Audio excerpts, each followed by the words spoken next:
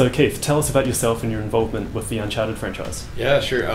My name is Keith Guerrette. I am the lead visual effects artist at Naughty Dog. So my department is in charge of pushing and implementing all the technology and all the artwork for the special effects, which is the explosions, the fires, the smoke, the wind, the snow, the rain, the water, lots and lots of water this game, the weapons, the blood, gunshots, everything basically. All the frosting on the cake is what we think of ourselves as. Generally, are game developers using social media, and how do they use it when developing games? That's a whole new world for us. We've been doing a lot of things actually with Facebook. Some of them I only just recently found out about, but what we're realizing is that there's a lot of people have a lot more friends on Facebook than they do on PSN. So right now you can actually party with your friends through Facebook as opposed to through the PSN network. And then another really cool aspect of it though is what we're doing with YouTube, where from the cinema mode in our game you can actually export video clips. You can throw it straight onto YouTube. You can throw it straight onto our Uncharted channels, and we've got editors going through and pulling the best of the clips. And basically we're trying to use the other tools that are out there at this point to make more creative and all-encompassing gaming experience. So how's the gaming industry changed since you first became involved with it?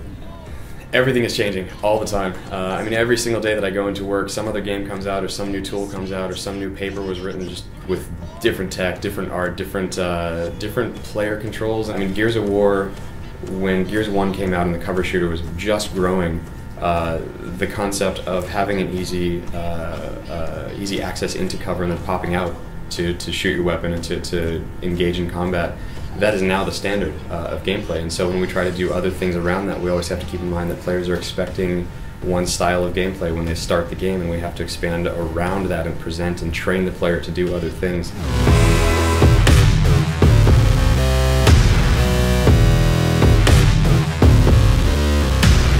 It's been a truly wild experience actually, because from the start we knew we wanted to do these massive set pieces. I mean, one of the early ones that we came up with was, you actually just played through it, it was the cargo plane. You are flying in the air, you're inside this cargo plane and it's blowing up around you and you get sucked out.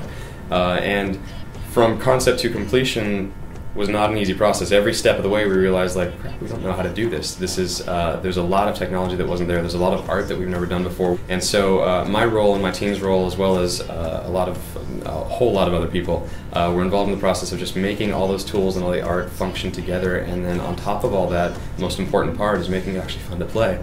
At the same time as all of that, we're also developing the ocean technology and the water technology, and so my department was going through and we spent probably over 3 years collectively amongst all of us, just working on the ability to do water rushing down a hallway that we can control and that the designers can actually use in gameplay, chasing you, and the ability to have this fully dynamic ocean and attach the entire level to this dynamic ocean, and then again for the designers to be able to control it so that we can still make a fun game. I mean, it's been a complete awesome puzzle the entire way. At some points, there are actually a lot of days really frustrating, and a lot of days just really exciting when we get things working. So what advice do you have for aspiring game developers? So my advice for anyone trying to get into the gaming industry is to just keep playing games, look at the way we're presenting games to the player, try to pay attention to the way the player is actually being guided through a level, and then if you can, find a game that you want to mod and just dig into the community, start making your own games, and just keep working at it.